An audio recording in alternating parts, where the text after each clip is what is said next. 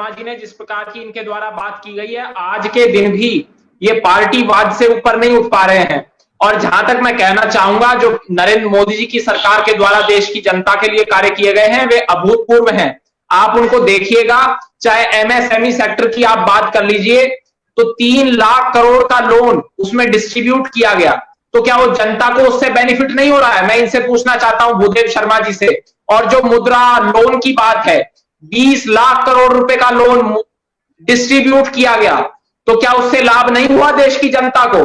जिस प्रकार की ये बात कर रहे हैं, ये बोल रहे हैं कि नरेंद्र मोदी जी के द्वारा कोई कार्य देश की जनता के लिए नहीं किया गया, तो 20 लाख करोड़ रुपए का मुद्रा लोन किसको दिया गया भाई? वो देश की जनता को ही तो दिया गया। उससे स्वरोजगार के नए अवसर पैदा हुए। आप बात करते हैं रोजगारों की, और जहां तक बात है 8 करोड़ लोगों को इससे फायदा हुआ और उन्होंने आगे भी रोजगार दिए। तो 8 करोड़ लोगों को रोजगार मिला कि नहीं मिला? ये बताएं सोनिया गांधी जी, ये बताएं राहुल गांधी जी, ये बताएं ये भूदेव शर्मा जी। क्यों इनके द्वारा स्पष्ट नहीं किया जाता है? क्यों देश की जनता को गुमराह करने का ये लोग प्रयास करते हैं? और जहां तक बात है अन्य इस प्रकार की जितनी भी योजनाएं हैं जो नरेंद्र मोदी जी के द्वारा चलाई जा रही हैं, आप चाहे बात कर लीजिए जो पशुधन वैक्सीन की आप बात कर लीजिए, तो उसमें 15,000 करोड़ रुपए स्पेंड किए गए कि नहीं किए गए? और पीएम सम्मान निधि की आप बात कीजिए, 2.5 लाख करोड़ उसमें खर्च किया गया कि नहीं किया गया? गरीबी हटाने का काम नरेंद्र मोदी जी के द्वारा किया गया कि नहीं किया गया? ये बताएं। ओआरओपी की आप बात कर लीजिए, ओआरओपी के मामले में इनकी सरकार ने क्या किया था? और पी चिदम्बरम जी की आप बात कर लीजिए।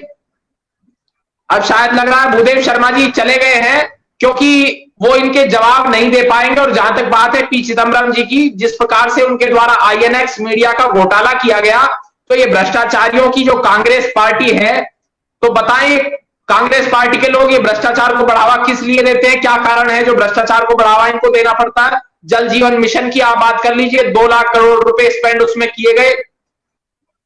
हर घर तक जल पहुंचे, इसको सुनिश्चित करने का काम नरेंद्र मोदी जी की सरकार के द्वारा किया गया। जल शक्ति मंत्रालय का निर्माण किया गया, आयुष मंत्रालय का निर्माण किया गया, योग को वैश्विक स्तर पर ले जाने का कार्य किया गया।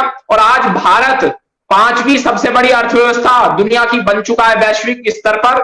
और वैश्विक स्तर पर 10वीं सबसे बड़ी अर्थव्यवस्था भारत था जब 2014 की आप बात कर लीजिए। और आने वाले 5 वर्षों के दौरान, मैं स्पष्ट आपके टीवी चैनल के माध्यम से कर देता हूं, आने वाले 5 वर्षों के दौरान तीसरी सबसे बड़ी अर्थव्यवस्था भारत बन जाएगा। और वो भारतीय जनता पार्टी के कारण होगा और नरेंद्र मोदी जी के कारण होगा।